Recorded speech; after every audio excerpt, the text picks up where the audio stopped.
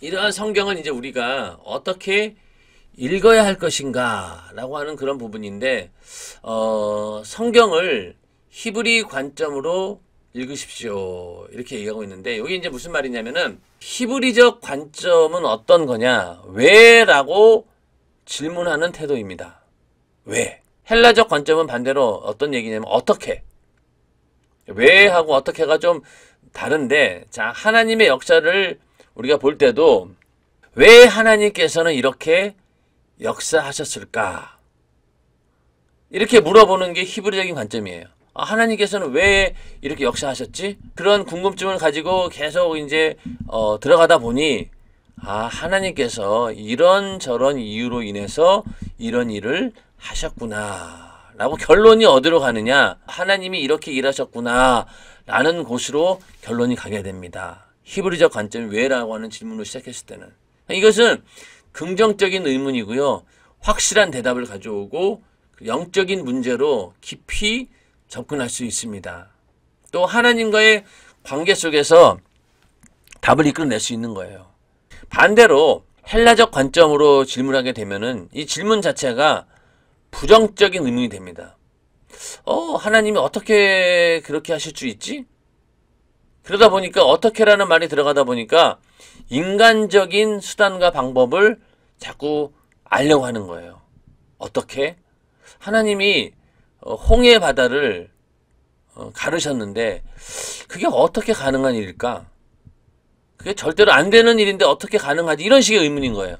그러다 보니 그래, 홍해 바다를 건넌 것은 그게 실제로 바다가 아니었어. 거기에 갈대밭이 있었는데 그 갈대밭의 이름이 홍해랑 비슷했어. 그러니까 갈대밭을 지나간 것이지 바다를 가르고 지나간 게 아니야.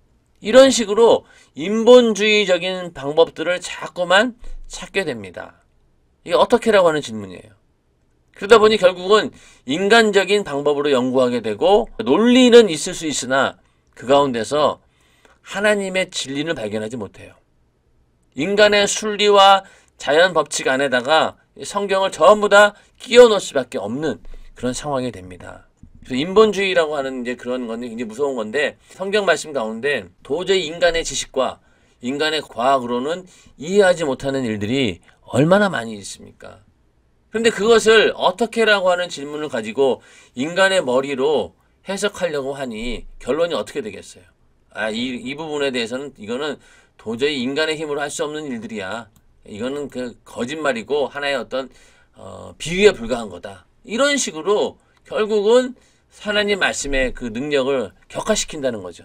그래서 우리는 성경을 읽을 때 그러한 방식이 아닌 히브리적 관점을 가지고 믿음을 가지고 본다는 거예요. 하나님께서 이미 그 일은 해놓으신 거예요. 홍해 바다를 건넜다는 사실에 대해서는 전혀 의심의 여지가 없고, 하나님께서 왜 그렇게 홍해 바다를 건넜을까? 왜 건너게 하셨을까? 하나님의 놀라운 이적을 보여주고 체험하게 함으로써 이스라엘 백성들로 하여금 하나님이 살아계시고 하나님은 바다라 할지라도 둘로 갈라서 그 가운데 지나가게 하시는 분이다. 이것을 보여주기 위해서 홍해를 가르신 거죠. 결국 결론이 뭐예요? 하나님께서 하신 일들이 드러나게 됩니다. 그러나 거기에 대해서 인간적으로 어떻게라고 하는 질문을 갖게 되면 결국은 어떻게 바다가 갈라져? 이렇게 결론이 나온다는 얘기입니다. 그 다음에 우리가 그 성경을 읽을 때 어떤 자세를 읽어야 되느냐면은 먼저는요, 내가 성경의 주인공이 되어야 된다는 것. 하나님은 죽은 자의 하나님이 아니요 산자의 하나님이시다. 아브라함의 하나님, 이삭의 하나님, 야곱의 하나님, 그걸로 끝날 게 아니라 오늘날 나의 하나님이시기도 한다는 거죠. 왜? 하나님은 살아계시기 때문에. 과거에 누구의 하나님이 아니라 오늘날 살아있는 모든 자들이 만날 수 있고 경험할 수 있는 하나님이시다. 그런 의미에서 성경을 읽어야 된다는 거예요. 성경에 있는 많은 인물들이 나오는데 우리가 그 인물에 대해서 그냥 부러워하고 끝날 것이 아니라, 나도 그 인물처럼 나도 그보다 훨씬 더 하나님께 쓰임받기를 원합니다라는 그런 사모하는 마음을 가지고 우리는 성경의 주인공이 나인 것처럼 생각하고 읽어야 된다는 얘기죠. 그 다음에 하나님 말씀의 어떤 권위와 위엄을 가지고 읽어야 된다. 자, 하나님 말씀에 의지해서 그물을 내리는 거죠. 제자들이 그다음 어부 출신들이 많잖아요. 어부들이 고기 잡는 일에 대해서는 얼마나 이게 전문가겠어요. 그런데 예수님께서 오셔가지고 저쪽에다 그물을 내리라 이렇게 얘기한 거예요.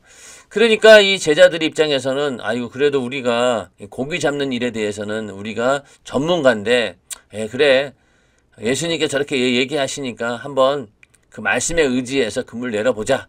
내렸더니만은 거기에서 물고기 떼가 나오는 거죠. 그만큼 우리도 하나님 말씀에 대해서 비록 내가 납득하지 못하고 내가 알고 있는 상식과 지식으로는 도저히 이해가 안 되지만은 그러나 나보다 더 크신 분이고 내가 생각한 것보다 훨씬 더 크신 분이라는 것을 알고 절대자임을 알고 인정하면서 그 말씀에 순종할 때 하나님의 역사가 나타난다는 것이죠. 그렇기 때문에 우리가 말씀을 읽을 때도 이 말씀이 천지를 창조하시고 나를 구원하시고 그런 하나님께서 하신 말씀이다라고 하는 그런 권위를 인정하면서 하나님 말씀을 읽어야 된다라는 얘기입니다. 그런 하나님 말씀을 우리는 그 즉각 그 말씀에 순종하는 왕의 명령으로 받드는 그런 신하처럼 하나님 말씀을 즉각 듣고 즉각 움직이는 자가 되어야 된다. 이것도 중요합니다. 그래서 말씀을 듣는 것으로 끝나는 것이 아니라 그 말씀대로 어떻게든 행하려고 하는 그런 믿음이 있어야지 하나님께서는 그 말씀으로 역사하신다라는 사실입니다. 성경에 대해서 사실은 의문을 갖는 사람들이 많아요. 그런데 이제 많은 분들이 이제 오해하기를 아이고 내가 이거 하나님 말씀을 괜히 의심하는 것 아닌가? 라고 이제 생각합니다. 근데 그게 아니에요. 긍정적인 의문들. 왜 성경을 보면서 이건 도대체 무슨 말을 뜻할까? 하나님의 의도가 뭘까? 하나님 뭐라고 말씀하시는 걸까? 이렇게 알려고 하는 것 자체가 잘못은 아니라는 거죠. 자, 히브리서 5장 13절에 14절에 보면은요. 대저 젖을 먹는 자마다 어린아이니 의의 말씀을 경험하지 못한 자요. 단단한 식물은 장성한 자의 것이니. 자, 젖을 먹는 자들, 하나님 말씀을 들어도 젖먹이처럼 듣는 사람들이 있다는 거예요. 그러니까 좀 하나님 말씀 가운데 좀 받아들이기 어려운 것들, 이런 말씀들은 내가 소화해내지 못한다는 거예요. 듣기 편한 말씀, 내가 쉽게 들을 수 있는 말씀, 내가 쉽게 이해할 수 있는 말씀만 들으려고 하지 그 이상 들으려고 하지 않는다는 거예요. 그런데 단단한 식물은 장성한 자의 것이라는 거죠. 어린아이들처럼 젖만 먹는 게 아니라 이제는 내가 어떤 말씀을 들어도 내가 그것을 소화하고 받아들일 만한 그런 믿음이 있는 자들이라는 거예요. 그런 자들이 어떤 자들이냐? 단단한 식물은 장성한 자의 것이니 저희는 지각을 사용함으로 연단을 받아 선악을 분별하는 자들이니라. 그러니까 하나님 말씀을 들을 때 이 지각을 사용한다는 거예요. 자기가 가지고 있는 모든 지각을 총동원해서 하나님 말씀을 이해하고 또 그 말씀을 말씀대로 사는데 쓴다는 얘기죠. 그래서 하나님 말씀에 대해서 내가 궁금한 점이 있고 이게 왜 그럴까라는 의문이 있는 것 자체가 잘못된 것이 아니라는 거죠. 그렇게 되는 것이 정상이고 오히려 그렇게 함으로써 우리가 점점 믿음이 성장해져서 단단한 것이라도 다 먹을 수 있는 그런 믿음의 소화력을 가진 자들이 될 수 있다는 겁니다. 여러분들 절대로 성경 말씀에 대해서 내가 의문을 가지고 거기에 대해서 내가 어떤 이게 뭘까라고 그런 계속 궁금증이 있는 것 자체가 의심이 아니에요. 그거는 의문입니다. 거룩한 의문이고 긍정적인 의문이에요. 그러니까 여러분들이 그런 걸 가지고 성경을 보게 되면은 점점 하나님께서 더 많은 지혜를 주시고 그렇게 활용하면 지각을 쓰면 쓸수록 더 깊은 지혜를 주셔서 하나님 말씀을 깨닫게 하십니다. 여러분들이 절대로 의심한다 생각하지 마시고 하나님 말씀에 대해서 끊임없이 궁금증을 가지고 또 그거에 대한 물음을 하나님께 계속 던져서 기도함으로 그 말씀의 뜻을 내가 알 수 있는 그런 경지에 이르기를 바랍니다. 자, 그 다음에 성경은 지식으로 아는 것이 아니라 체험으로 아는 것이다 라는 부분인데 누가복음 1장 34절에 보면요. 마리아의 얘기가 나옵니다. 마리아가 천사에게 말하되 나는 사내를 알지 못하니 어찌 일이 있으리까.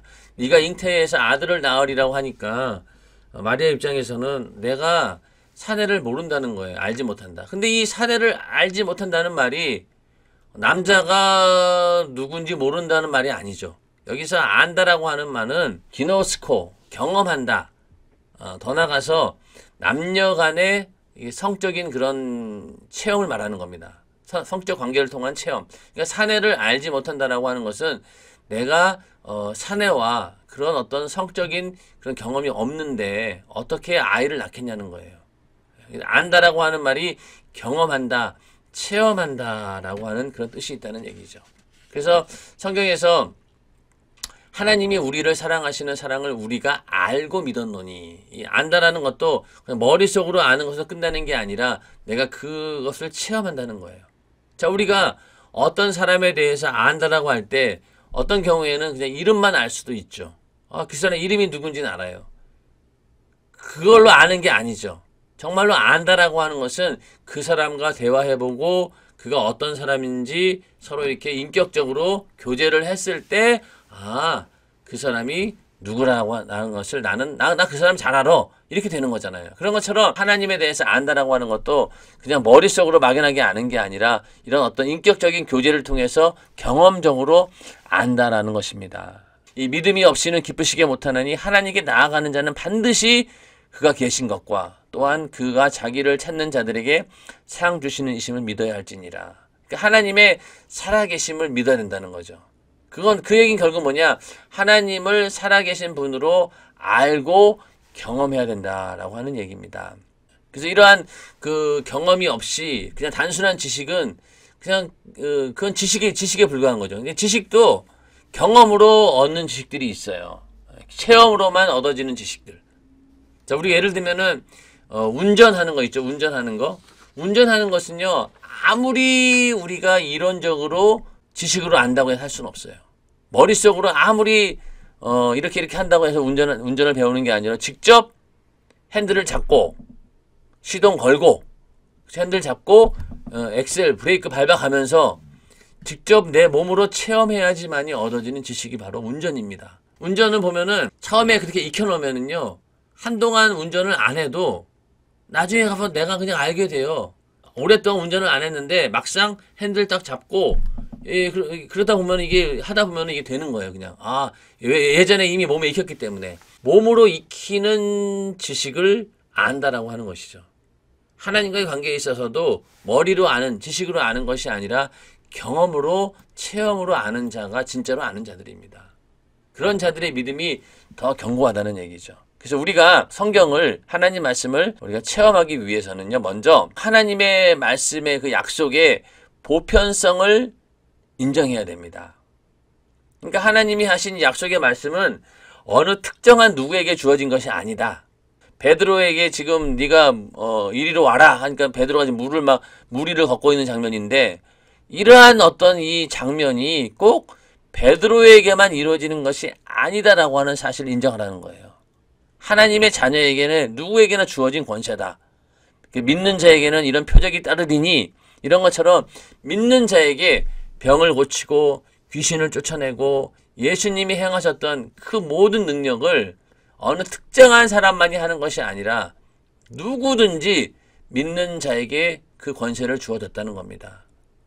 하나님의 약속은 보편적으로 누구에게나 다 이루어진다라고 하는 그 믿음, 나에게도 이루어진다라는 그 믿음을 가지고 우리가 성경 말씀을 읽고 받아들여야 된다는 거죠.